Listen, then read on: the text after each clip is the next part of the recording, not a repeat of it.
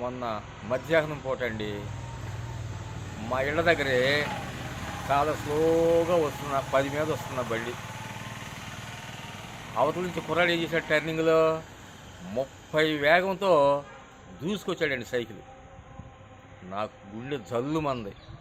నేనే కదా 20 మీద ఉన్నా కానీ ఆ సైకిల్ కొట్టేసేది బండి, లేదా అతను వచ్చి పడిపోయేవాడు. గబాలని తేరుకుని ఏంటి అది అన్న. ఆ కుర్రాడు తడుముకోకుండానండి నువ్వే నాకు అడ్డం వచ్చావు అన్నాడండి. అంటే రెడీమేడ్ ఆన్సర్ అన్నమాట ఆయన. ఆయన 9th or 10th చదువుతూ ఉండొచ్చు. అక్కడే ఒక కార్పొరేట్ స్కూల్ ఉందండి. ఆ కుర్రాడు మరి పెద్దవాడు కూడానండి పిల్లలకి చెప్పుకోవాలండి. ఒకవేళ అక్కడ ఏమంటారు, సైకిల్ అతను వచ్చి బండి మీద పడినా కూడా ఆ బండి వాడే గుద్దేశాడు అనేవాళ్ళు కదా. నా అదృష్టం బాగుండబట్టి సరిపోయింది. చాలా స్లోగా ఉంది, ఆ టర్నింగ్ కదండి.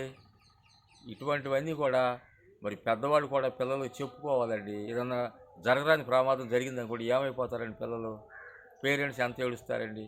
ఇక ఎప్పుడు అదిగో వాడు ఎవడో బండి గుద్దాడని చెప్పేసి ఇక వాడి మీద పడి ఏడుస్తూ ఉంటారు. అది వద్దండి. పేరెంట్స్ కూడా పిల్లలకి చెప్పుకోవాల్సిన బాధ్యత ఉందండి. అలాగే స్కూల్లో టీచర్స్ అని ఎవరైనా ముందు ప్రాణం కాపాడుకునే మార్గాన్ని చెప్పాలండి పిల్లలకి.